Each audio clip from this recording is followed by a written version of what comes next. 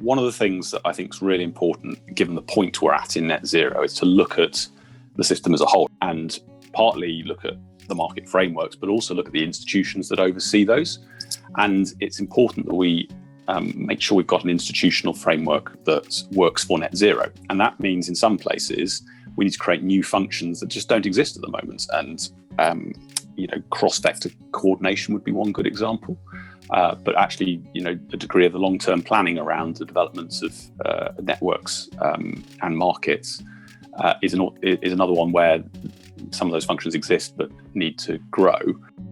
Hello and welcome to Energy Unplugged by Aurora. This podcast features various experts from Aurora having in-depth conversations with key industry leaders, policymakers and academics from all over the world.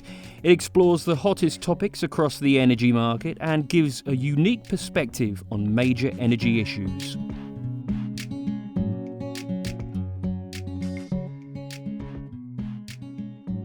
Welcome to Energy Unplugged. I'm John Feddersen, co-founder and chief executive of Aurora. And my guest on the show today is one of the UK's most senior electricity sector civil servants and one of the major brains on energy policy in the UK. He's a long-time energy policy specialist, having held roles in Green Deal finance, the Cabinet Office, and since 2014 in BEIS, the Department of Business, Energy and Industrial Strategy, which was formerly called the Department of Energy and Climate Change. He's a modern historian with a stellar academic track record from Magdalen College, Oxford, London Business School, MBA. My guest on the show today is Dan Monzani, Director of Energy Security, Networks and Markets at BEIS. Welcome, Dan. Thank you, John. Very kind. Before we get into energy policy in Britain, I'd like to pick up a few things about your background, Dan. And one thing that strikes me is you didn't just stop at one degree in modern history, which I think is where most people stop. They say, right, I've done the sort of speculative, interesting thing, and now time to kind of develop some practical skills. You doubled down and went and did a master's as well. Why did you double down on modern history, and what did you focus on? So it sounds like you're saying, what took you so long to knuckle down, John? But it's a polite way of saying it. It's a fair challenge. You don't want to know how long I spent at university, Dan. Look, I loved modern history and I still love it. And I read history still. I think it gives you a really useful perspective on where you are at any point in time. I enjoyed doing it at Magdalen a lot. I also enjoyed a lot else about Magdalen. And when I left, I think I just wanted to have a proper crack and lean into doing some in-depth history. So that's what I did. And I got a chance to focus on my real areas of interest, which had increasingly become around US history, 19th and 20th century in particular. And increasingly, I started looking a lot at the race relations and the sort of pretty diabolical experience of Black Americans in that period. Interesting. Do you think, when you look back, this is a bit of a naive non-historian question, but do you look back at, say, 20th century US history, race relations, and say there was a critical turning point where if something hadn't happened, the world could have gone in a very different direction?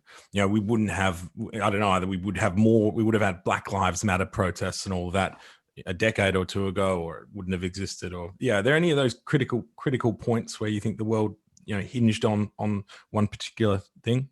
Yeah, well, it sounds an awful lot like the kind of question they throw at you when you're preparing for those kind of interviews to get into places like Oxford. Well, yes, I do. I was, funnily enough, I was reading only this morning about how close the Dixiecrats, that's the segregationalist Democrats in 1948, came to winning a couple of states, Ohio and California, in that election, which instead of Truman winning the election would have meant that no one had won it, and it went to the Houses of Congress to decide the election.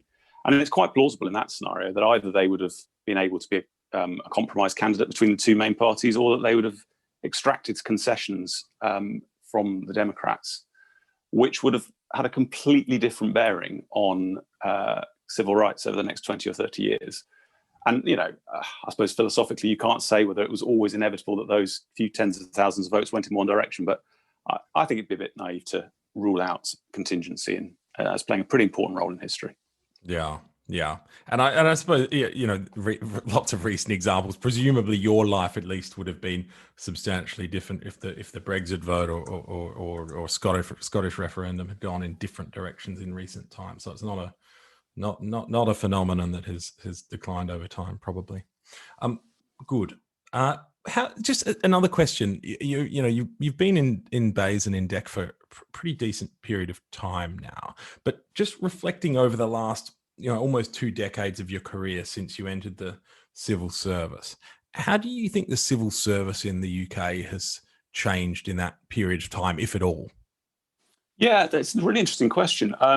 In some ways, there's an awful lot of continuity, and particularly around core values. I mean, I think those values you can really trace back to the 19th century about impartiality, doing the absolute best for the ministers of the day, but being ready to turn on a sixpence after a general election and do your best for the next set of ministers.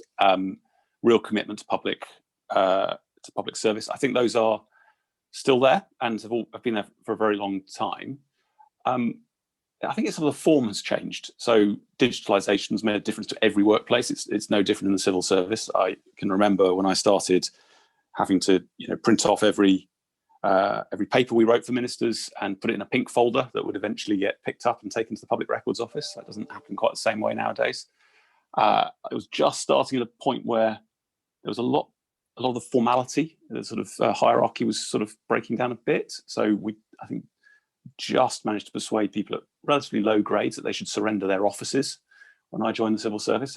Now, no one other than the permanent secretary has an office. London real estate prices may have driven well, maybe it was that. Maybe. And I think the civil service has really opened up. So we advertise pretty much all of our senior roles externally as well as within the civil service now. Mm-hmm. I think when I joined, it was still pretty rare to join other than through the fast stream, unless you were in a specialist profession like HR or finance, perhaps. So I think we're much more open to people going in and out of the service, which I think enriches it massively. Mm-hmm. Interesting. Great. And the final bit I want to ask about is I suppose a segue to the white paper. You've just released it. It was a long time coming. I get the impression a lot of the work had already been done a long time ago. Long time, several months in many cases. What's the feeling like in the department? Is it relief? Is it like you've won the World Cup and it's a big milestone and everyone's celebrating? What's the feeling like with the people who have just got the white paper out? Yeah, and it was a lot of people contributed to that, as you might imagine, but particularly the guys who were holding the pen on it. I think probably feel all those feelings to a sort of order of magnitude. Wow, I don't know. I mean, there must be some sort of nice German portmanteau like Dunkelflaut that sort of combines all those things of pride, relief, exhaustion, excitement for the next stage, something like that. Okay, I'll have to. Yeah, I'm not sure. I'll have to ask my colleagues in Berlin. It sounds like it probably exists. Good. Well, great to hear. And congratulations, by the way. I didn't say that, but major policy document, obviously an enormous number of stakeholders. These things aren't easy. So I hope you managed to kick back over the Christmas break and reflect on it. Certainly lots more to do next year. Yeah, well, exactly. It doesn't get any easier. We might touch on that in a second.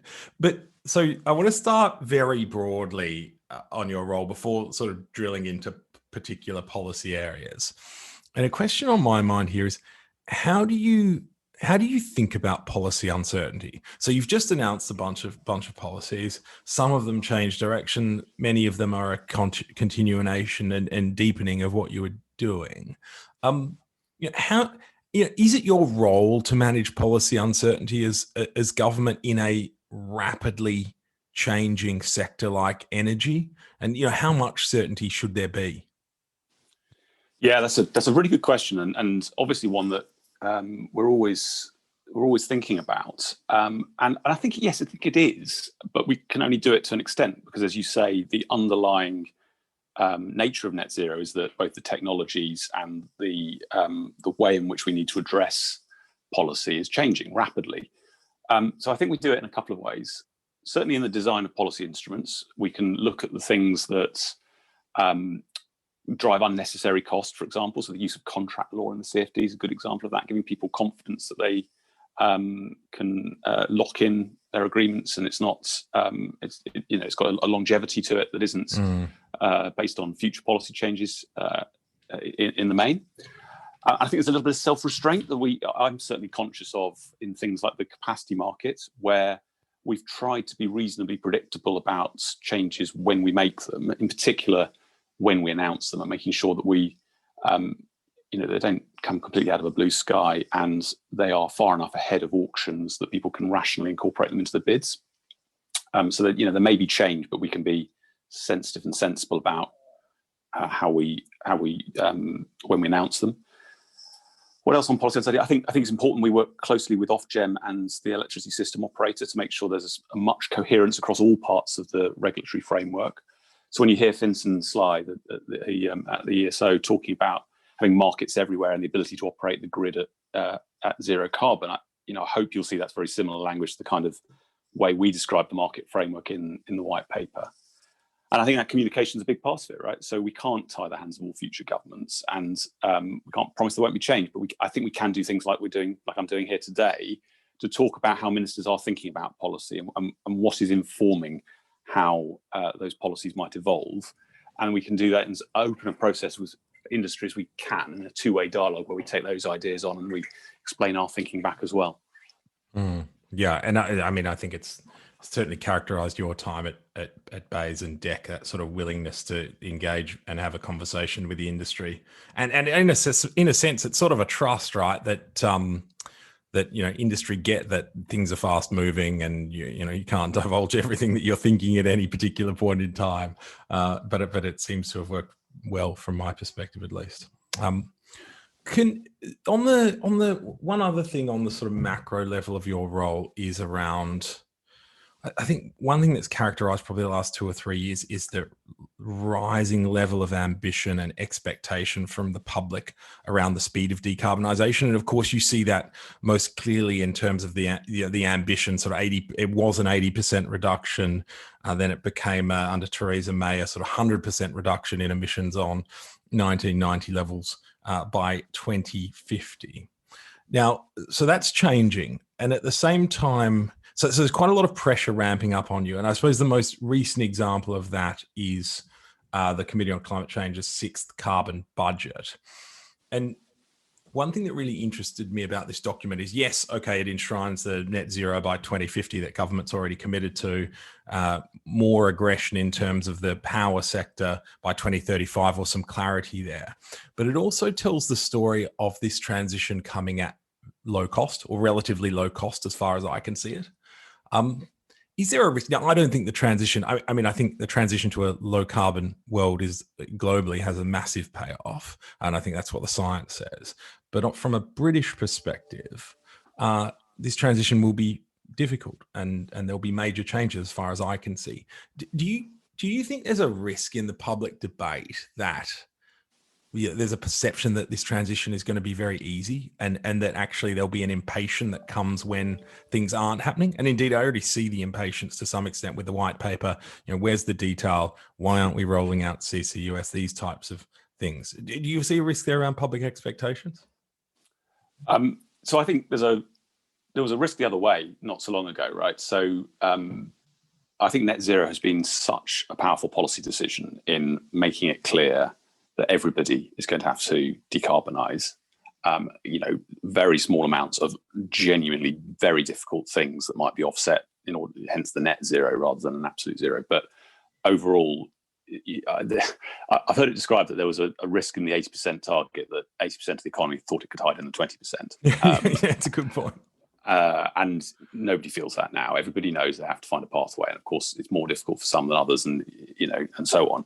But that's been really powerful and corrected an understanding of just how significant a change decarbonisation is. So I think there was a risk before that people were understating that.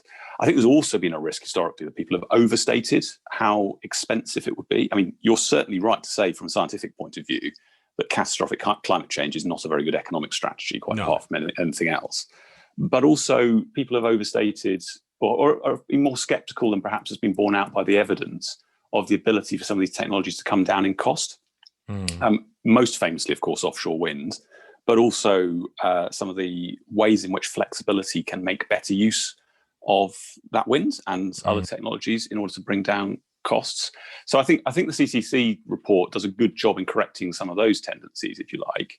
And you know, but it is a macro document, and it is obviously right that there is a significant amount of investment that needs to be made, and that someone will have to bear those costs, as well as people will bear the benefits that they point to in commodity cost savings, particularly on petrol and diesel for cars. And one of the challenges will be that is not necessarily going to be evenly distributed, so that the people who are bearing some investment costs don't automatically get those savings. And I think it's that unevenness that we've got to work our way through, both in terms of unevenness over time and between different groups. There's quite an interesting graph in our white paper that shows that, roughly speaking, the household energy bill was about the same in 2019 as it was in 2010. Yeah. But in between, as you'll remember in the political debate, there was a peak, actually driven by commodity costs much more than by policy. And of course, the distribution of who got the costs and benefits over that period has been quite different. You got a very good benefit if you invested in your energy efficiency, but the underlying electricity price rose. So that's one of the challenges we've got, both to drive down costs overall and make the system more efficient, obviously, and there's plenty in the white paper about that. But we've also been transparent about that debate that we need to have about how those costs are applied and what's the most efficient and sensible way to do that. The Treasury are doing a review on how net zero costs are allocated, and we've also committed that we'll do a call for evidence next year on fairness and affordability and how those costs are allocated. Yeah. Okay. Do you think, does the public get that? I mean, what I see, and sort of just drill down on that question, so I see a lot of, you can develop solar in Spain at the moment for 15 euros a megawatt hour, right? It's phenomenally cheap. And in general, solar and wind are the cheapest megawatt hours you can procure at the moment.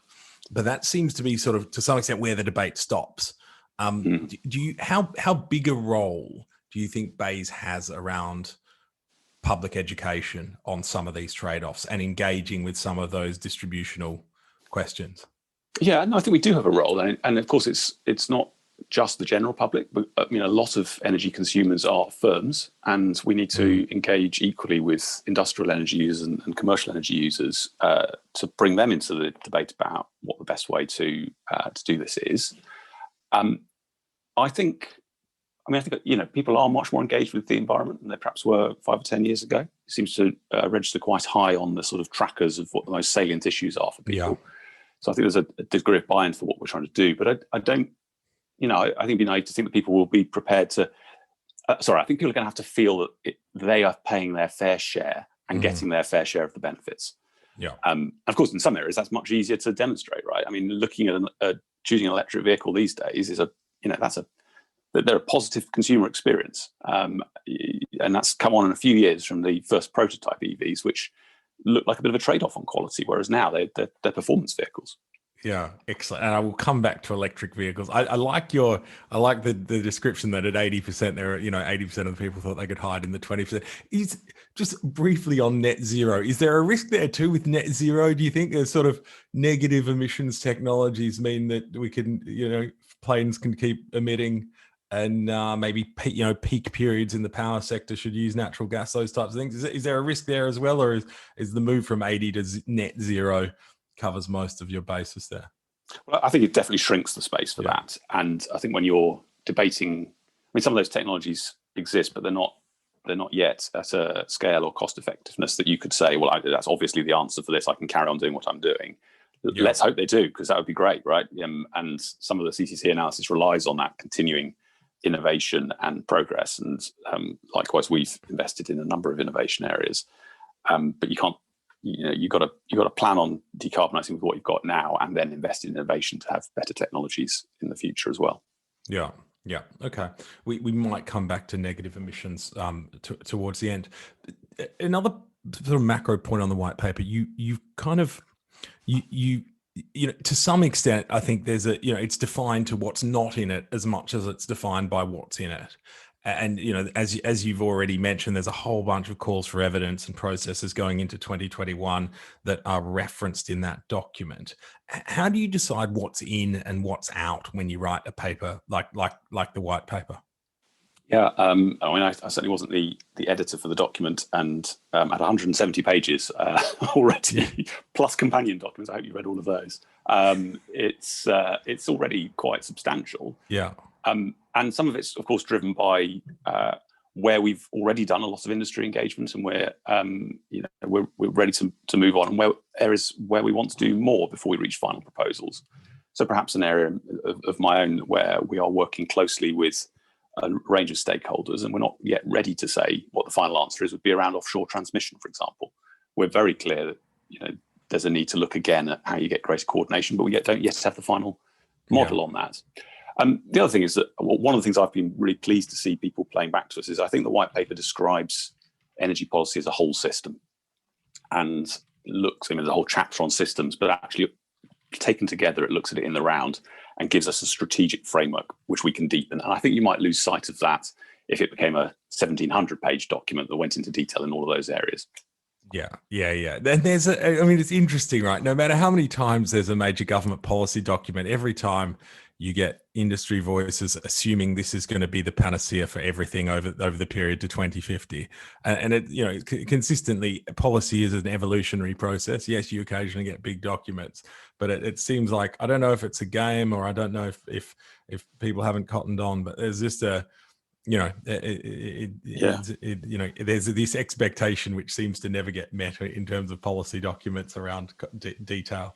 Well, it's an enormous challenge, right? And no one document's ever going to answer it. But actually, I think the stakeholder response has been pretty reasonable on that point, and in realising that both the 10-point plan and the white paper have been pretty substantial in themselves, as well as pointing the way to more in the future. So just to get into some of the detail in the white paper, and could I start with market design? And I confess I haven't read all of the appendices. Dan, you'll be disappointed to hear. Christmas, I want to keep something up my sleeve for Christmas. My broad take is, it sounds like we're happy with where we are on things like capacity mechanism, contracts for difference, all the kind of EMR machinery. Do you think that's a fair characterization? And I suppose, in as much as there are open questions here, what do you think the big ones are around future market design? Yeah, so particularly given what we've just discussed, I'd be naive to say that we've absolutely definitely got the final market design for the next 30 years. I think that's not the case. But the instruments we've got have done a really good job, and brought on investment in wind, for example, at incredible value for money because of the way in which it's kept the cost of capital down low. And similarly, in the capacity markets as well, brought on investment, but also enabled us to keep security of supply at low costs. And those instruments have always evolved. And actually, there's a lot in the white paper about how we will, and the companion documents around how we'll seek to evolve those. So the market framework as a whole, including the capacity market, but also a number of other markets for the system services that we need, from various operability things and inertia and what have you, shows that we're deepening that framework and making sure that we're giving access to all technologies into those markets, creating new markets where that's necessary, and also making sure that you can connect those markets together through the digital platforms that are necessary, and through the right design of market rules at both at different levels in the market. So there's a continuing evolution of those designs. And similarly, we've launched a call for evidence on some of those things on the contracts for difference as well. We will, of course, keep under review where that takes us to. Does that take us to a position that can endure for 20 years, or do we need to make other changes? So there's a wide debate around this, and I think we should see where those will take us, and we'll keep analysing what that does in the marketplace. I know various stakeholders have pointed to things. Certainly developing those flexibility markets is really important. Locational and temporal price signals, both really important, and we've done stuff on this, but we've got more to do on those to make sure that we get the flexibility into the system that we need to complement what in any generation mix is going to be, there's going to be a lot of wind. And so those are certainly things we're working hard on at the moment. Is there you mentioned the CFD point and the evolution of those, and I think to some extent there's a sense in that renewables is not it's not done, but it's low cost, it's competitive, it's going to come. The private sector's geared up around it. It seems to me like the story of renewable support has been about slowly transferring risk from government to business and developers. So the FITs took all of the risk away in all sorts of ways, and then we started to make CFDs. You pay for your imbalance. We sharpen imbalance pricing. For example, we would now you've got negative hours rules and things like that. In France, you get rewarded if the wind is producing at more valuable times than less valuable times. Do you see a progression here in the renewable space continuing in terms of the transfer of risk from government to consumers as we get more on the system? So I wouldn't necessarily describe it as a sort of one-way transfer of risk, but what I think has been a sort of constant, but there's always two things in trying to get to the lowest cost system that you have to keep in balance. One is keeping down the cost of capital, and the other is keeping down the system costs. Mm-hmm. And there's a risk if you go too hard towards the cost of capital, you sort of inoculate those technologies from the impact they have on the system. If you're paying people, even if they're generating when the price is negative, you'll have a low cost of capital, but a high system cost. Exactly. And so we're constantly trying to fine tune that. And you can see that kind of theme through various of the changes in the CFD. Similarly, actually, in the CM, you could have characterized that as being the sort of high carbon market back when it first came out. But actually, we've taken steps to open up to all technologies, so lowering the size of the minimum participation, making sure it was easier for demand-side response to go in there, but also actually allowing wind into the capacity market for the first time last time and paying it its due value as a merchant project for the capacity it can provide. So there's a bit on both sides, right? I see in some markets that have capacity mechanisms, this debate that comes up, which is, okay, we're about to offer a 15-year contract to new capacity, some of which will be fossil fuel intensive, gas peaking plants. In Poland, this year's auction is the first one where coal can't get a capacity mechanism. And there's this debate, should we be giving long-term contracts to, positive carbon generation? And some people say no, others will say, well, let's net zero is the goal, not absolute zero. So let's not constrain ourselves too much to a smaller set of technologies. Where do you sit on that? Do you see the capacity market playing a decarbonisation role as well, or would you do that outside the capacity mechanism? Yeah, I mean, it's certainly a live debate with stakeholders with different views on it. I mean, we have already taken a step in that direction to take coal out of the capacity market by introducing emissions limits for the first time.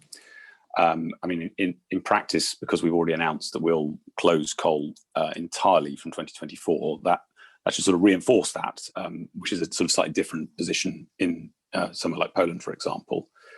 And then we obviously need to look at market design over the next period of time to look at that for other technologies. I mean, what I would say is there are scenarios you can paint where there is still gas peaking as part of a net zero mix. That wouldn't surprise me at all. I mean, that's sort of the middle of January. That's some of the highest value hydrocarbons probably in the system. I would say, up there with aviation would be my guess. But yeah, that's right. And if you model that on what we've got on the grid at the moment, that will do it. Some of the job. Some of it can be replaced definitely by batteries, interconnection, demand-side response intraday. And actually some of the modelling we've done, and you've done as well, actually, John, around the role of hydrogen potentially in the future system, could squeeze that out. Absolutely. But that isn't yet deployed. And so there are scenarios where you can get to lower levels of gross carbon, if you like, through replacing it. But there are other ones where you can achieve a net zero system with some gas in the mix. So as we go back to, there's going to be a theme, I suspect, of what we're talking about. We've got to make policy that's able to adapt as the systems change and as the technologies evolve. Yeah. Okay. One other market we haven't talked about is carbon markets. Why did you opt for a trading scheme rather than a tax?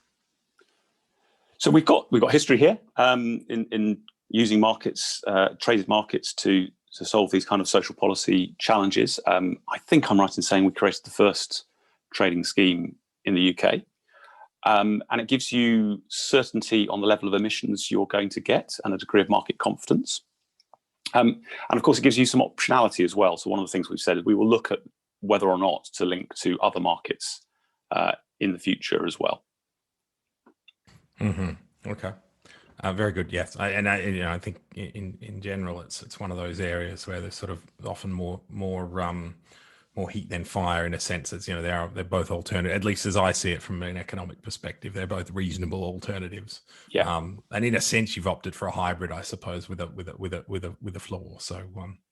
Well, that's a good point. Yes, exactly. So there's some stabilizers around that price that gives you some confidence in the price level as well as giving you that certainty on emissions. Mm. So that's the sort of market design bit. On the investment bit, let me start with nuclear. There's sort of new investments. So the headline for me at least was 2024 for potential FID on new nuclear. How did you think about timing around 2024? Is it we want to, at least in my mind, it would be sort of we want to see a bit more progress on Hinkley C and how that's going. But yeah, what are the key drivers of that decision? Of course, it's very helpful to have that evidence from Hinkley Point as people are looking at the next site. But I mean, there are a number of other things that need to happen as well. So there's the financing side, and as we've said, we think the regulated asset base is a credible model, but we're exploring a range of other options, including taxpayer financing.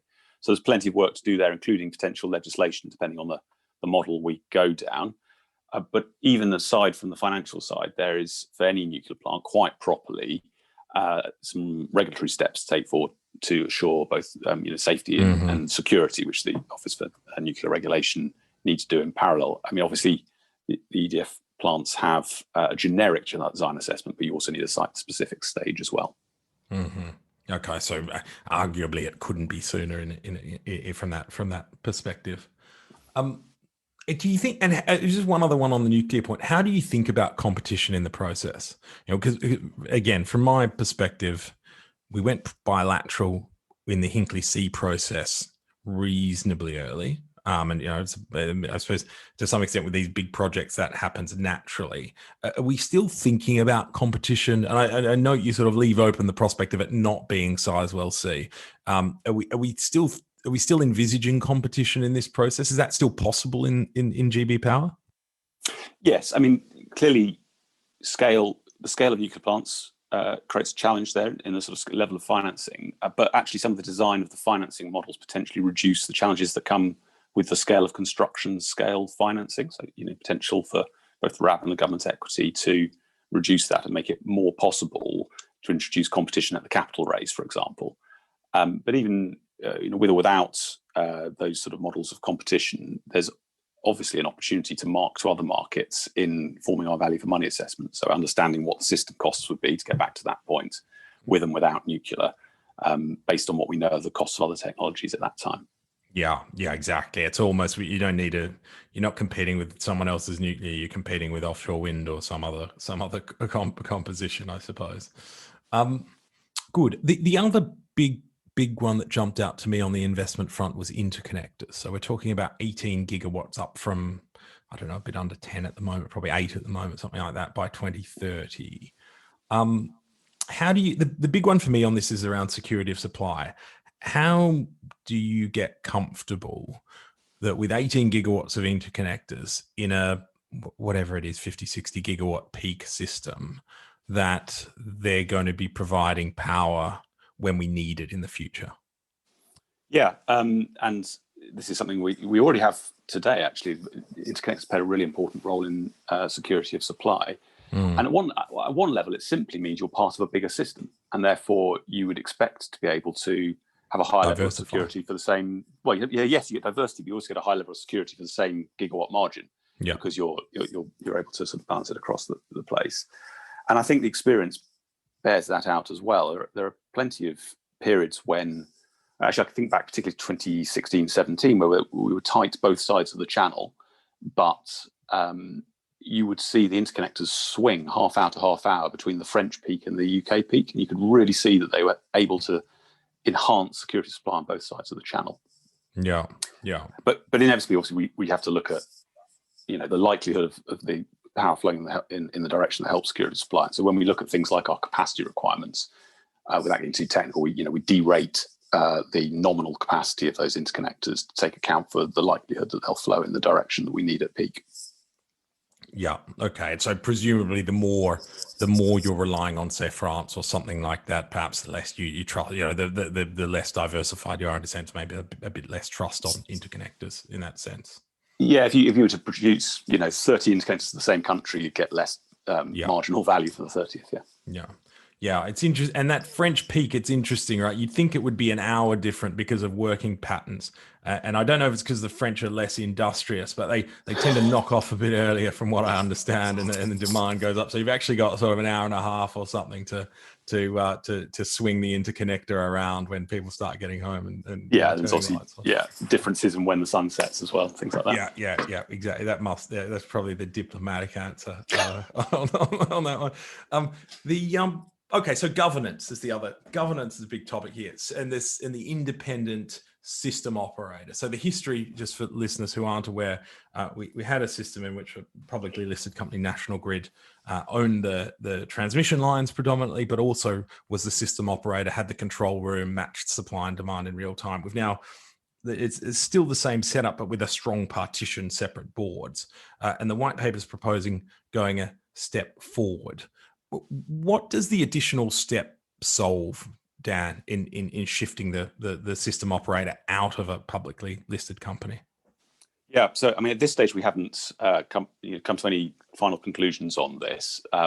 But one of the things that I think is really important, given the point we're at in net zero, is to look at the system as a whole. I think I said that earlier, and partly look at the market frameworks, but also look at the institutions that oversee those. And it's important that we make sure we've got an institutional framework that works for net zero. And that means in some places, we need to create new functions that just don't exist at the moment. And, cross-sector coordination would be one good example. But actually, a degree of the long-term planning around the developments of networks and markets is another one where some of those functions exist but need to grow. And what we need to do in that sense is to look at what functions you need. And if you think you need to give a system operator those functions, does that raise you questions about where that sits and whether it would create conflicts of interest or perceived generally or otherwise? And that's where the question about independence comes in. If you're going to give it a sort of massive planning role across the whole system, can that sit where it is, or does it need to sit somewhere else? And that's a question we're still looking at. Yeah, and it sounds, and again, I'm going to put words in your mouth here. You may not agree, but it sounds like if you were to say, okay, when it's separated out, that seems to advocate more of a kind of state ownership or not profit kind of industry owned structure than a private sector entity structure. No, I'm not saying that at this stage. Okay. Clearly we've got to answer the question of, if you do choose to take it out, where do you put it? But we want to make sure that, if we come to answering that question, we think about what the right thing for that organisation is, both in terms of the conflicts I've talked about, but also for setting it up for success. And we don't lean ex ante in either direction, public or private, or some hybrid. Yeah, it's a really interesting question, and I think obviously the US approach, the Australian approach, is much more that kind of not-for-profit, industry owned but government controlled entity, whereas the European one tends to be a bit more private sector. I see pros and cons in both directions. And it also speaks to what else your regulator does, what your code governance looks like. So there's a range of other parts to it. Yeah. It's interesting, and there's not a lot of money at stake, right? It doesn't cost a lot in the context of the power market to run the system operator, but fundamental to how the whole thing functions and evolves. Yes. The final governance bit I want to talk about is energy efficiency. So you're a Green Deal veteran, as I understand it. I don't think and I don't think I'm alone. I don't think energy efficiency schemes have worked very well in the past, notwithstanding your point that sort of power consumption, bills have stayed pretty constant. Some of that is reductions in power consumption. What's going to be different this time? How are we going to crack it? Yeah, so you're right. I mean, some of the things that we've done have absolutely worked, whether that's product efficiency or the way that some industries have been able to become much more efficient, in part because of price signals. And some of the, I think you're talking really about energy efficiency in homes. Yeah, and insulation and those sorts of things. Yeah. And Green Deal is a very specific proposition. It was a financing mechanism for energy efficiency, which effectively allowed a household who was already keen to invest in a substantial energy efficiency upgrade to move forward the savings that they would get from that in order to pay for them. And people didn't respond at the scale we would have hoped. We've learned from some of those things in a more holistic way. We've looked at energy efficiency. So we've kept some of the things that worked well. So eco has always driven, the energy efficiency obligations, always driven funding as distinct from financing for those measures, and that's made a lot of progress. But we're also targeting that better on people who need it most, so fuel poor and social housing in particular, and complementing it with legislation to drive take up at really natural points when it makes sense to sort of invest in the fabric of your building. So renting a property, for example, is a good one where there's a changeover in leases, an obvious time to upgrade. So I think we've taken some of the things that worked from previous energy efficiency packages and tried to put them into a broader range of things. Of course, we've also had the Green Homes Grant running over the last few months, which is another form of funding people to upgrade their homes. Mm-hmm. And is it going well, the Green Homes Grant, as far as you can see so far? I'm not very close to it, I'm afraid. I understand there's quite a lot of interest in it, so that's very positive. Yeah, great. Okay, good. Another aspect that I think this government is big on is around technology, innovation, R&D, those types of things, and you see quite a lot of that in the white paper. One particular area that's of relevance, I think, across the economy is carbon capture, usage, and sequestration. Now, the UK seems to have taken a slightly different. So I think in many people's eyes, this is a substitute to investing in hydrogen and pushing that forward. And it seems like the European approach has been very much, Germany, France, Spain, Italy now focus on hydrogen, don't focus on CCUS. What do you think makes the UK a more natural place to do CCUS, and why does your view differ from the continent? And I suppose wrapped up in that is, do you think CCUS could be like offshore wind, where the UK makes a massive contribution to global decarbonisation efforts through technological innovation? Well, let's take that first one first. So yes, there's every reason why we can do that. And as you say, offshore wind's been a really great thing for the UK, but also for the world in being able to drive massive cost declines. Let's hope CCUS can do the same as it deploys at scale. The UK obviously has some advantages in this space, not least the North Sea and our experience of that, and a number of natural stores for enormous amounts of carbon dioxide. Just going to your question about hydrogen, I don't think we've jumped one way or the other. I mean, clearly you need to invest in building the right CCUS infrastructure for storing carbon wherever it's come from, whether that's from industry or from indeed the production of hydrogen through steam methane reformation. Yeah, exactly. And it's quite right to commit to doing a post-combustion, shall we say, CCUS in power this decade as well. But that's not to say that we don't think. In fact, we say in other places in the white paper that there is a potential role for hydrogen in the economy, and one of those places it's got a potential that I can see, certainly in the modelling, is that you might either create hydrogen through electrolysis or create it through steam methane reformation, which again is sort of a form of pre-combustion CCUS, and then use it in the power system. So I think I wouldn't set them up as false opposites. Actually, I think there's a potential role for CCUS and hydrogen. Yeah. Is there a challenge around like the sorts of long-term commitments of support you need for these types of technologies? So offshore wind, I suppose we just struck some long-term contracts on CFDs and said build an offshore wind farm at 150 plus pounds per megawatt hour, and let's see what happens. With CCUS, we had the £1 billion competition in the past. That was probably scrapped 4 or 5 years ago. I think this, the Committee on Climate Change were, 15 years ago or 12 years ago, at least, were foreshadowing CCUS playing a big role by 2020. For someone who's thinking about kind of, making a commitment and hoping to be backed by government on CCUS, how do you give them the confidence that government is there for the long haul? Do we need common law contracts like we did with the offshore CFDs, or how do you overcome that challenge?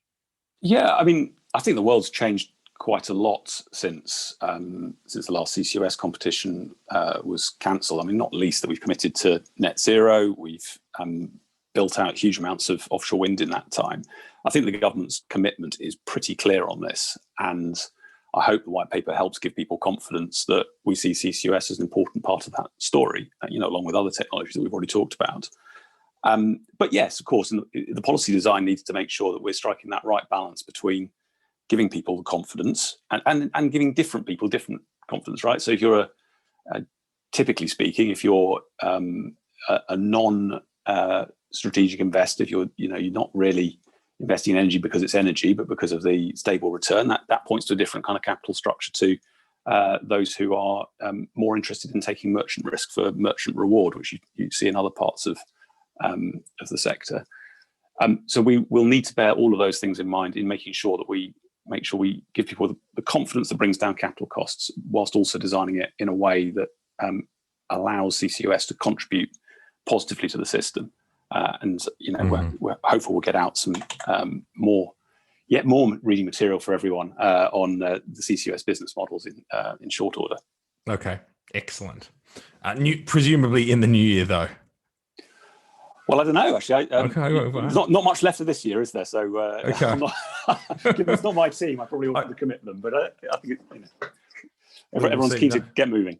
No rest for the wicked. I'm just trying to plan my Christmas reading list now, Dan. So good. I will wait. I will wait and see. Just one more thing on the R&D technology thing.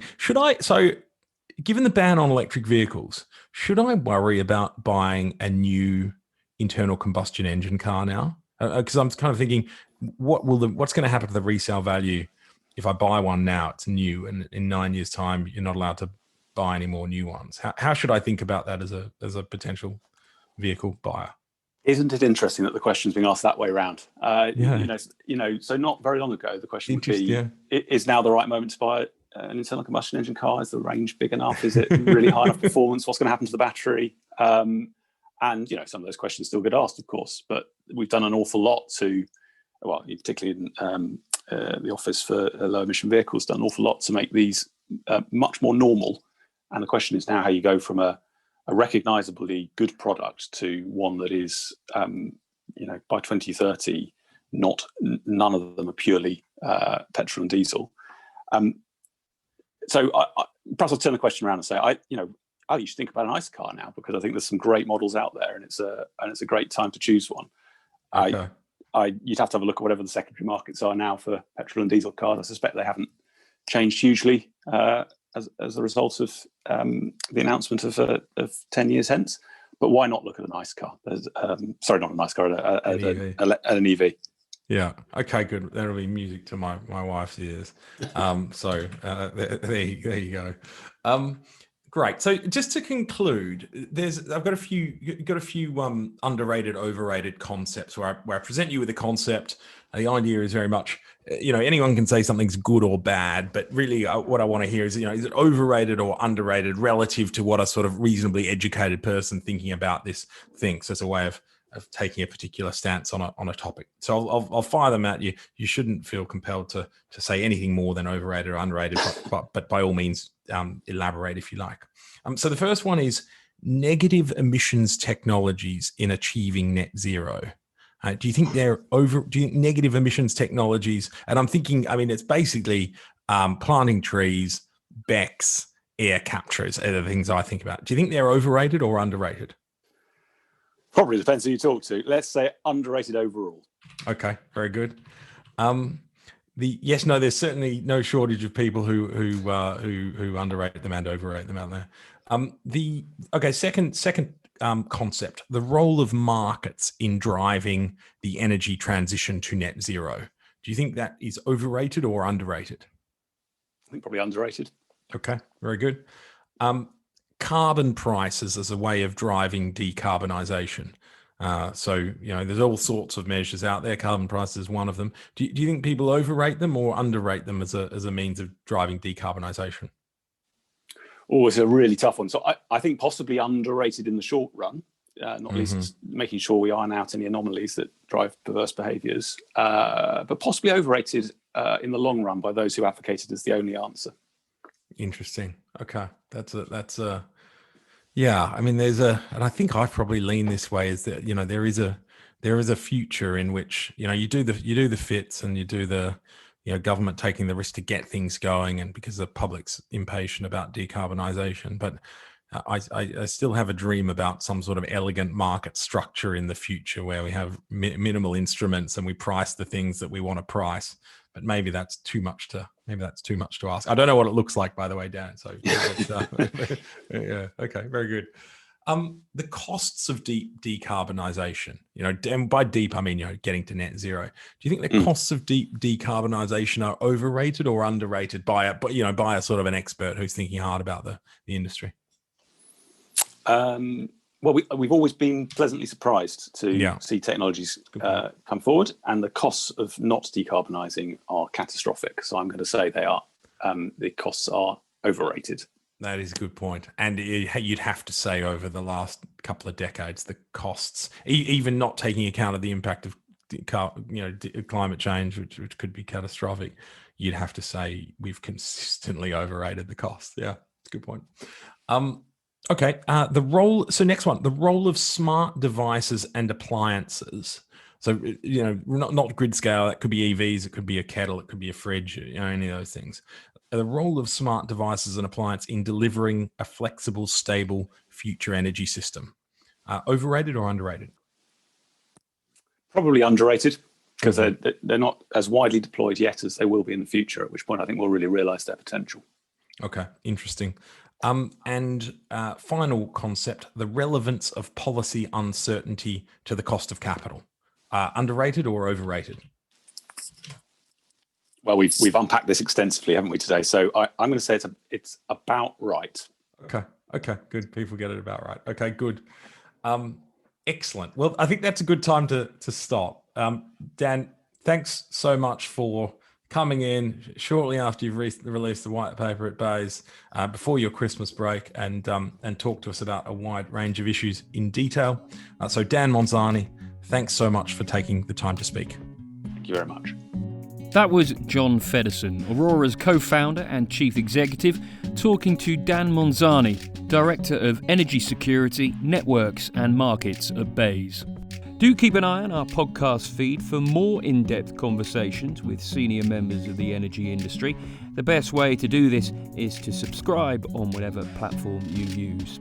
Thanks for listening, and goodbye.